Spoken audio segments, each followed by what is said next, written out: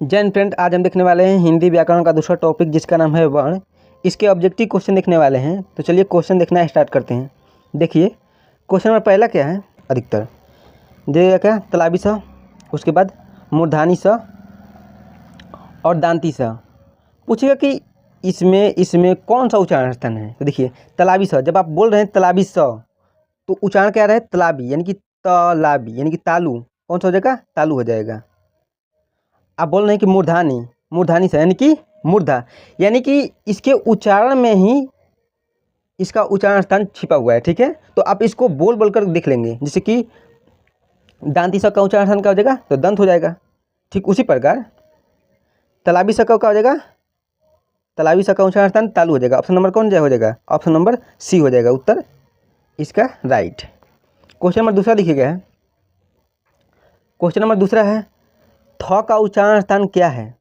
थ का उच्चारण स्थान बताइए क्या है। तो देखिए थ, तो इसका ट्रिक हम बताए थे KTM2 ये ट्रिक आप जानते हैं।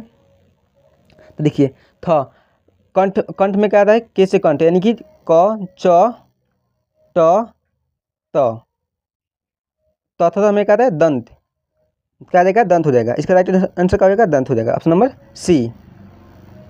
क्वेश्चन नंबर तीसरा देखिए क्या है, पवर का उच्चारण स्थान क्या है। पवर का उच्चारण स्थान क्या हो जाएगा, पवर का उच्चारण स्थान क्या हो जाएगा, पवर का उच्चारण स्थान हो जाएगा ओष्ठ हो जाएगा। ऑप्शन नंबर बी इसका राइट आंसर हो जाएगा।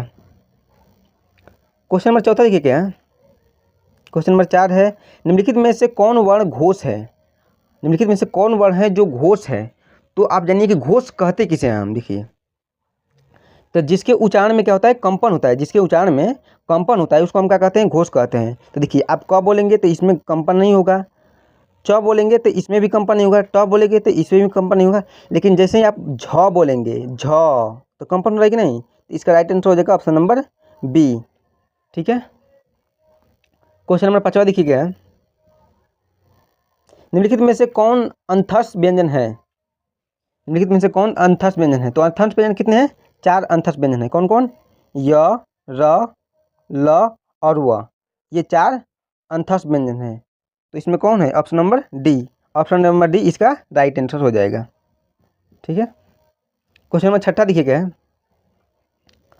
घ का उच्चारण स्थान क्या है।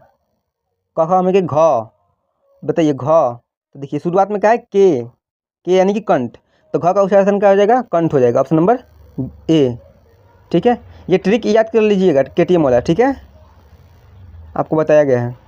क्वेश्चन नंबर 7 देखिए क्या है, निम्नलिखित में से कौन वर्ण स्पर्श व्यंजन का उदाहरण है। स्पर्श व्यंजन की संख्या कितनी है बताइए। तो स्पर्श व्यंजन की संख्या 25 है।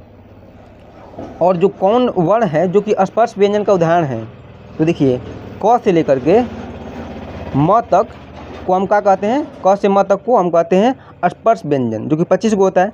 तो इसमें कौन हो जाएगा, म। ऑप्शन नंबर सी।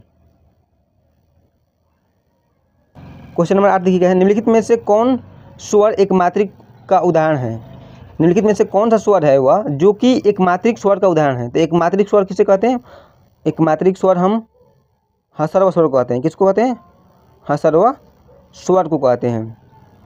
अपन इनका हसर्व स्वर किसे कहते हैं, तो जिसके उच्चारण में कम समय लगे उसको हम हसर्व स्वर कहते हैं। तो देखिए ई हर्षई, इसके उच्चारण में अधिक समय लगेगा, ऊ कम लगेगा, औ अधिक लगेगा, ए इसमें भी अधिक लगेगा। यानी कि ये सब तीनों क्या है, दीर्घ स्वर है। और ऑप्शन नंबर बी यानी कि ऊ जो है ये क्या है, हसर्व स्वर है। ऑप्शन नंबर बी सही हो जाएगा।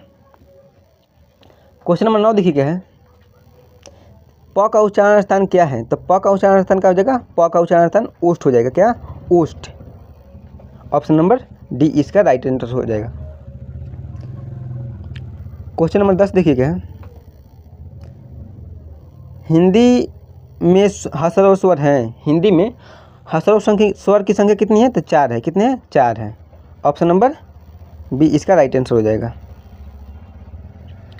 क्वेश्चन 11 देखिए, हिंदी में अंथस वर्ण की संख्या कितनी है। तो आपको बता दिया गया कि हिंदी में कितने हैं, 4 हैं। कौन कौन, य, र, ल और व को हम अंथस व्यंजन कहते हैं। ठीक है, क्वेश्चन नंबर 12 देखिए क्या है, क्वेश्चन 12 है, द का उच्चारण स्थान क्या है। तो द, देखिए के टी यम दो, इसमें क्या आ जाएगा, इसमें आएगा कखा होगा कंठ वाला में, और तालु वाला में टठा, मूर्धा में टठा, और दंत में आ जाएगा क्या त थ द ध, यानी कि द का उच्चारण क्या हो जाएगा, दंत हो जाएगा। क्या हो जाएगा, दंत। ऑप्शन नंबर बी इसका राइट आंसर हो जाएगा।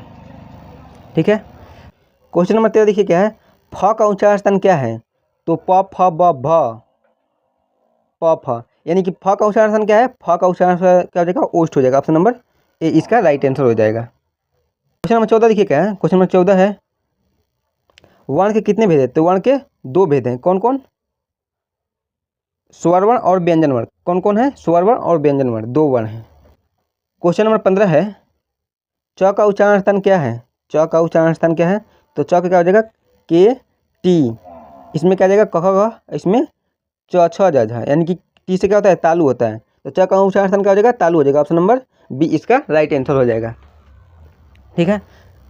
क्वेश्चन नंबर 16 देखिए क्या है, क्वेश्चन नंबर 16 है, उष्म व्यंजन की संख्या कितनी है, उष्म व्यंजन की संख्या कितनी है, तो उष्म व्यंजन कितने हैं, 4 हैं। कौन कौन, उष्म व्यंजन कौन कौन है, देखिए तलाबी स, मूर्धानी स, दांती स, और ह को हम क्या कहते हैं, उष्म व्यंजन कहते हैं। तो उष्म व्यंजन की संख्या कितनी है, 4 है। ठीक है। क्वेश्चन नंबर 17 देखिए क्या है, क्वेश्चन 17 है कि अ का उच्चारण स्थान क्या है, तो अ का उच्चारण स्थान क्या है, कंठ है। ऑप्शन नंबर डी इसका राइट आंसर हो जाएगा। क्वेश्चन नंबर 18 है, य र ल और व को कहा जाता है, य र ल और व को क्या कहा जाता है, तो इसको हम कहते हैं अंतस्थ व्यंजन। क्या कहते हैं, अंतः व्यंजन, अंतस्थ व्यंजन। ऑप्शन नंबर ए सही हो जाएगा। क्वेश्चन नंबर 19 देखिए क्या है, क्वेश्चन 19 है, निम्नलिखित में किसका उच्चारण स्थान कंठ से होता है, तो कंठ से किसका होता है, कंठ यानी कि कवर्ग इसमें हो जाएगा, कंठ में कवर्ग, यानी कि इसका सही उत्तर हो जाएगा ऑप्शन नंबर डी। ठीक है। क्वेश्चन नंबर 20 देखिए क्या है, क्वेश्चन 20 है, हिंदी व्याकरण में वर्णमाला की संख्या कितनी है, हिंदी व्याकरण में वर्णमाला की संख्या कितनी है, तो आप जानते हैं कि हिंदी व्याकरण में वर्णमाला की संख्या कितनी है, 52 है। ऑप्शन नंबर सी सही हो जाएगा। तो बताइएगा कि आपका 20 में से कितना सही हुआ, आपको कमेंट बॉक्स में बताना है। ठीक है। अगर आप चाहते हैं क्लास 12 की आर्ट स्ट्रीम की बेसिकली पूरी तैयारी करना, तो आप अपने YouTube channel BK art research centre को जरूर सब्सक्राइब कर लीजिएगा, क्योंकि अब आपकी इस पर पूरी तैयारी कराई जाएगी। ठीक है। मिलते हैं अगले क्लास में। जय हिंद।